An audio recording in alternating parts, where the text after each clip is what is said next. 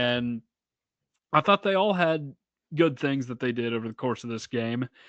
Um, Deshaun Bishop, like you said, did look very good at points on the screen passes in particular. Looked like his Karn self, as you said, which is something that uh, we needed to see from him. Just jumping into a much bigger role than what he had last season with Dylan Sampson in the room. But I'll be honest, I don't know if he had the best performance of the day, just given everything you saw from Star Thomas. That was a guy who I think was put down at second or third in the depth chart at points in fall camp. But I'll be honest, once we saw him in the game, I was just like, why isn't this guy getting more carries? Yeah, and I think you have 3 running backs with 3 different styles, truthfully.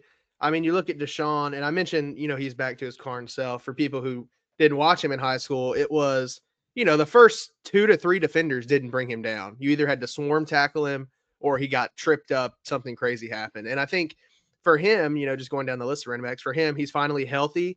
He's put on a lot of muscle, and he spent a ton of his offseason working on some of those stabilizing drills where, hey, if I got to get on one foot or if I got to, shed a tackler, I can do it now.